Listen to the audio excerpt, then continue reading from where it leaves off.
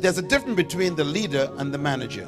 I want to give you those differences very quickly. First of all, the manager administers, but the leader innovates. The manager is more concerned about administering policy. A leader is more concerned about innovating things that never happened before. Number two, the manager is a copy. They imitate people, but the leader is an original. They keep changing on you. Thirdly, a manager maintains the status quo, but a leader develops new things. A manager, therefore, doesn't want to rock the boat. They like to keep things the way they meant it. They like to focus on following the rules. Leaders break the rules. Managers don't want to upset anyone. Leaders upset everybody all the time. Number four, the manager focuses on systems, following the book, following the policy book, following the traditions. That's a manager. But a leader focuses on people. They're more concerned about whether the people are growing, whether they are expanding, whether they are developing. Number five, the manager relies on control.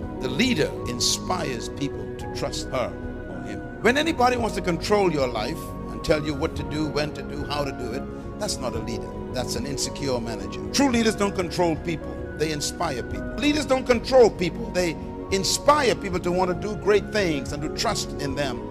Number six, the manager has a short-range view of life, but the leader has a long-range perspective. They see beyond the present. Number seven, the manager always asks the wrong questions. Questions like, how are we going to do this? And when is this going to happen? That's how managers talk. A leader asks different questions. Leaders ask questions like, what are we doing and why are we doing this? So managers want to know how we're going to pay for it. The leader wants to know why are we doing it in the first place. So it's important to see the way they think differently. I can always tell a person who is a leader, they're not concerned about how much things are going to cost. They're concerned about getting it done. And they believe it's going to get done no matter how much it costs. A manager is always trying to figure out how we're going to get the money, where we're going to get it from, who's going to pay for this. That's why you should never have a manager leading an organization. When a manager is in charge of anything, it will never grow. And there are many people in leadership who are not leaders, they are glorified managers. That is also true of countries as well as of organizations. You don't want to put a person at the head of an organization who has a manager mentality. So you must check constantly to see if you are a manager or a leader. Number eight, the manager has his eyes always on the bottom line, but the leader has his or her eyes on the horizon. The manager always wants to know, how are we doing and how much are we making? What's the profit margin? The leader thinks differently. He thinks on where are we going in the next 10 years and what are we going to be achieving in the next 40 years. They see the future. Number nine, the manager imitates, but the leader originates. These are not leaders, these are imitators. They don't have a voice, they have an echo. A true leader doesn't follow fashion, they create it. So a manager imitates, but a leader originates.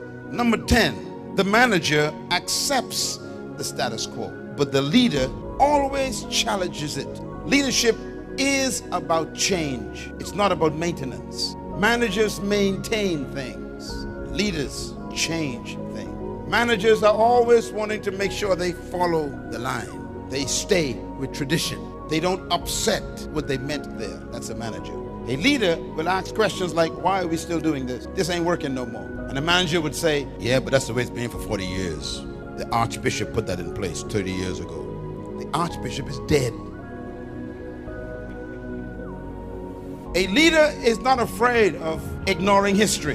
Why? They're too busy making history. So true leadership is not about the status quo.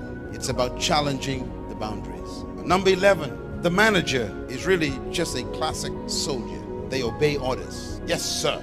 No, sir. Right, sir. Sir. That's a manager. A leader is their own person. They will follow their passion. They will pursue their purpose, even if you disagree. That's a leader. They don't wait for your approval. They believe in what they're doing at the expense of friendship.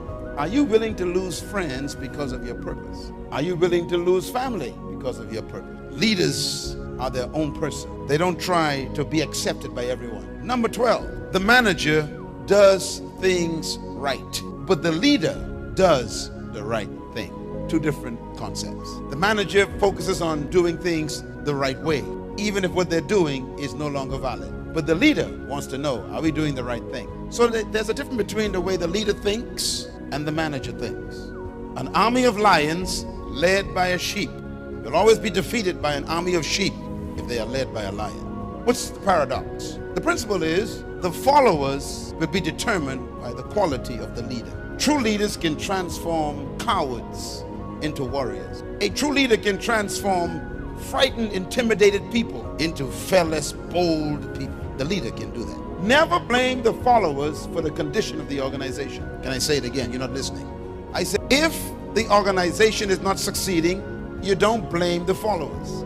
Have you noticed that when a football team loses, you never fire the players? Who do you fire? The coach. Because there ain't nothing wrong with the players. You bring a new coach in and the same team that was losing begins to win.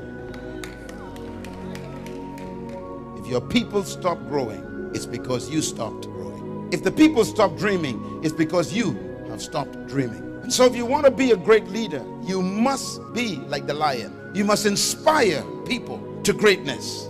Think of the lion. Here's a paradox of the lion. The lion is the leader in the animal kingdom. Now, what makes the lion a leader? This is a mystery to me. First of all, the lion is not the tallest animal in the jungle. He's not the strongest animal in the jungle. He's not the most powerful animal in the bush. The lion is not even the biggest animal in the bush. He's not the most intelligent. As a matter of fact, the chimpanzee is more intelligent than the lion. The elephant is much more intelligent than the lion. So the lion is a mystery. He's not the biggest, the strongest, the tallest, the most powerful, and not the most intelligent. And yet, he's the leader.